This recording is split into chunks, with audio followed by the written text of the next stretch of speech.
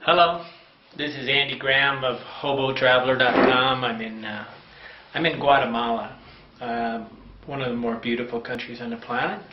I wanted to talk today about travel.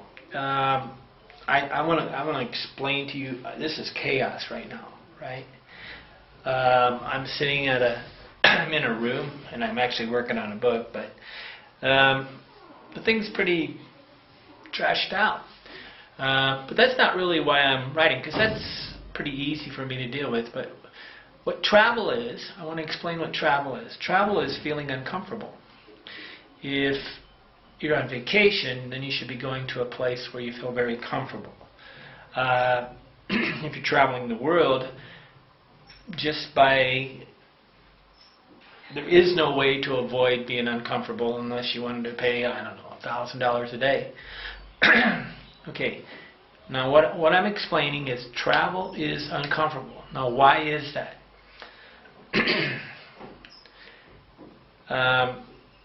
Travel is uncomfortable because you leave your safety of your home and you go to a place where things happen that are unexpected.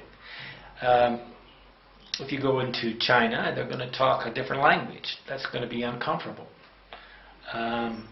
For some people it's comfortable because there's nobody that can talk to them. So there's people that enjoy being in foreign countries because they really are uncomfortable when anybody talks to them. I call them the hermits.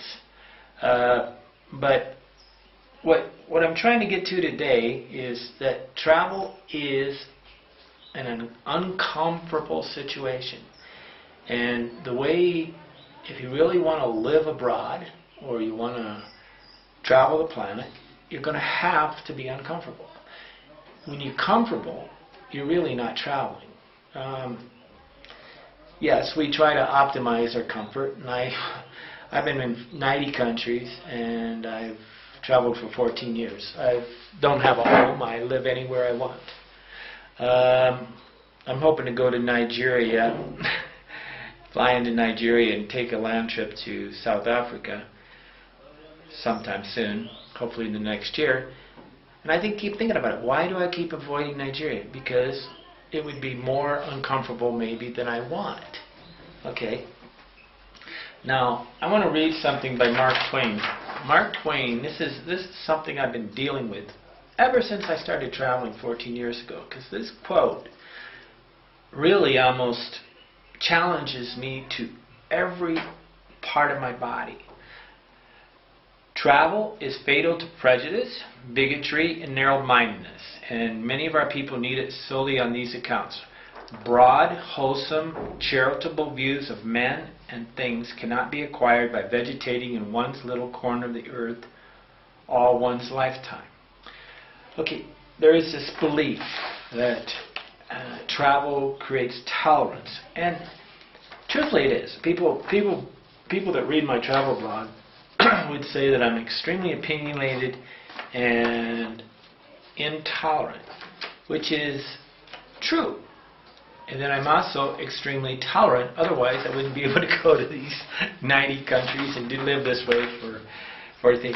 Today, what brought this up is today the water in my hotel for some reason isn't running. And I thought, I started to turn it on a couple times, and I keep doing it. You need to flush the toilet, all these things, right?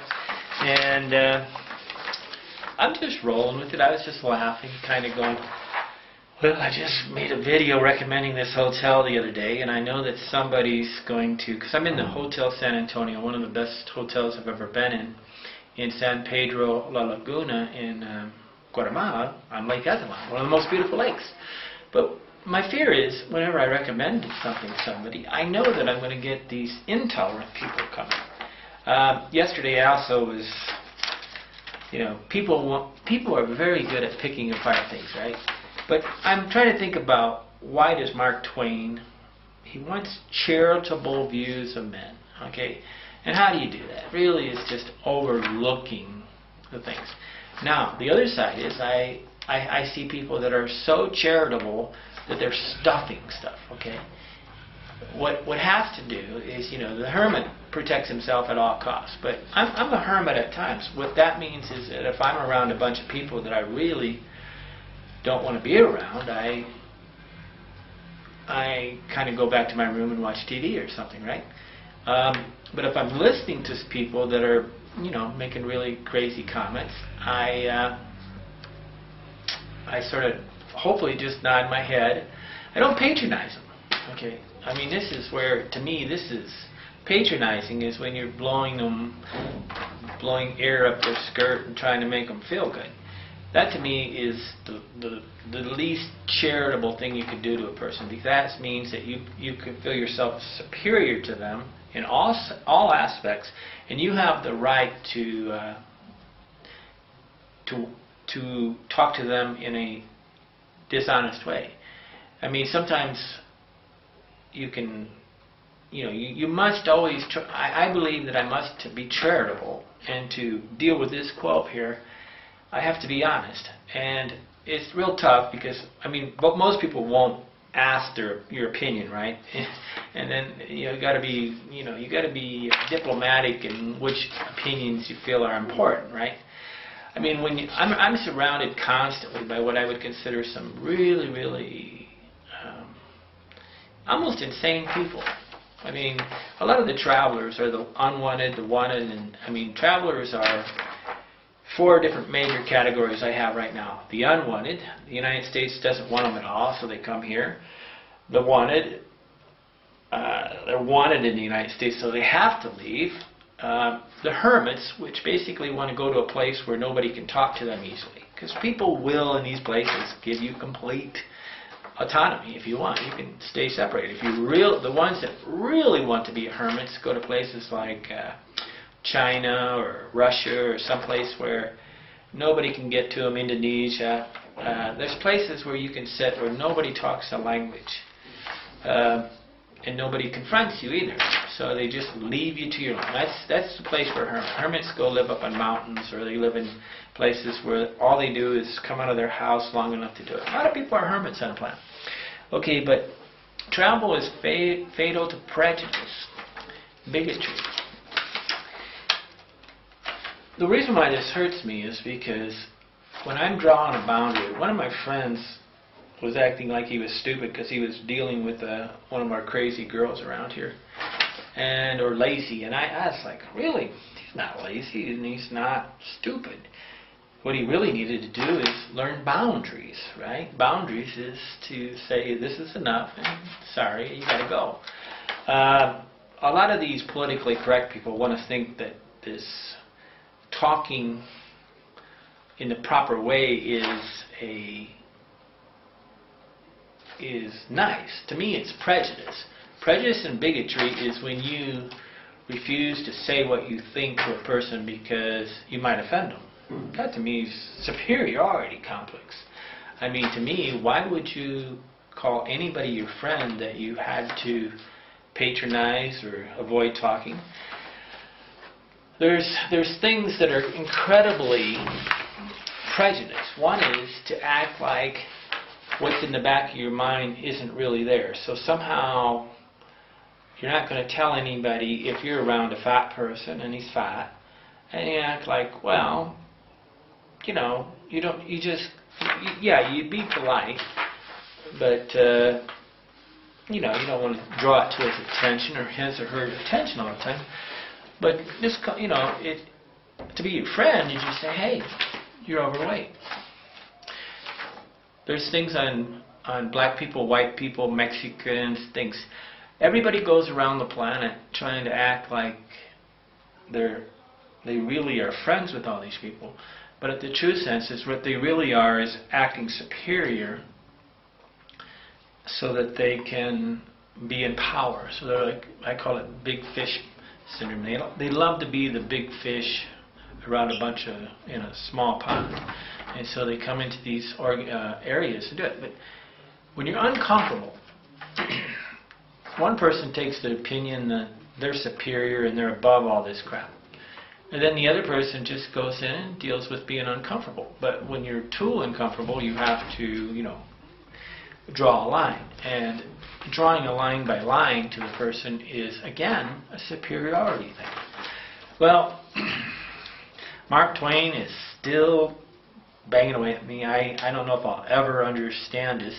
Narrow-mindedness, to me, is a person that, when I say something that you totally think is an idiot comment, and you just get angry at me. Well, I have a right to my different opinion, right? And when I'm listening to really, really idiot comments, I need to be charitable. Now, a lot of times, the thing is probably, I'm getting really frustrated with Americans because they just refuse to,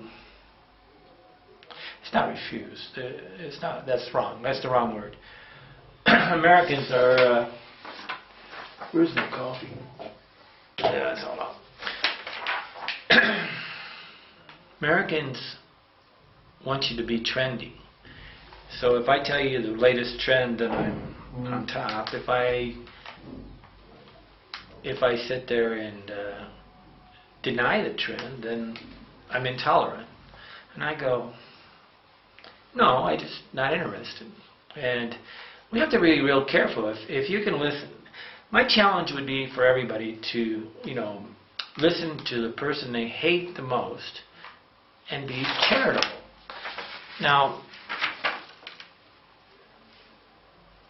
I think it's kind of a little crazy to listen to it. Like some people really hate Rush Limbaugh, and then they listen to him every day.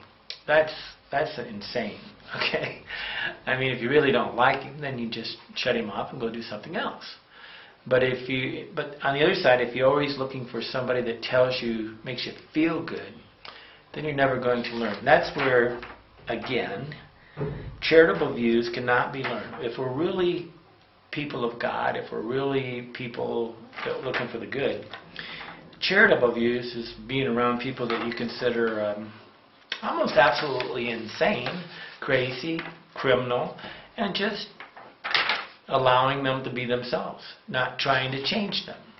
And that's the problem here. Is I'm really upset a lot with the missionaries that come down here because they want to come down and keep advertising or acting as if they're poor here, and I don't consider them poor at all. And when you're 20 years old or you're 20, there's groups, massive groups of 25-year-old missionaries. That's not a missionary.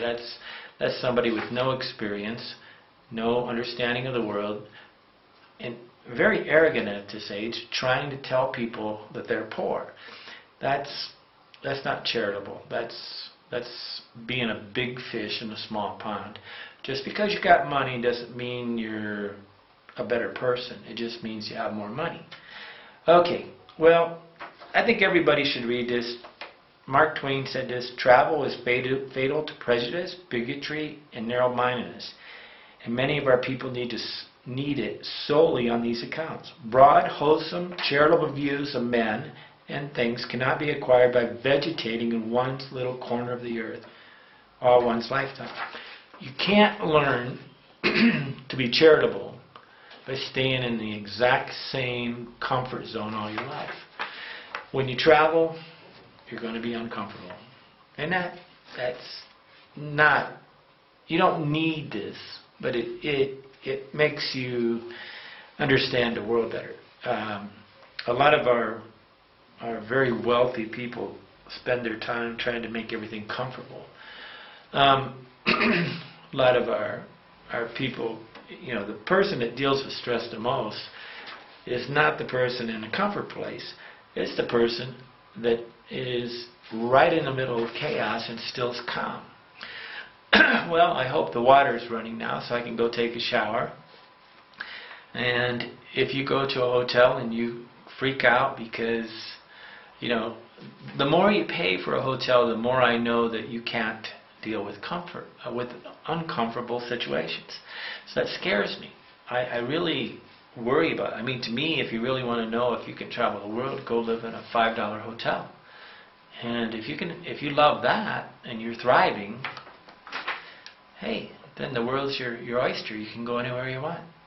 if you only can live in a thing, and you believe that you must live in this really high Mercedes-Benz type hotel, 5-star, I can't believe you can learn charity. Okay, I'm trying to give you an idea of what prejudice, tolerance, and stuff. But it's crazy to sit there and stay in a crazy, horrible situation and act like it's okay. That's crazy. You should walk away. And don't come back and throw something at them. You don't walk away then try to get back at them. I mean, that's vengeance, right? When something's crazy, you just walk away. But boundaries. I've had some problems right now with too many people being able to get to me, and I've closed off that door. I want my peer group to get to me, people that I respect, and not people that I have no idea who they are. Okay, Andy, Hobo Traveler, trying to give my daily dose of craziness. Bye-bye.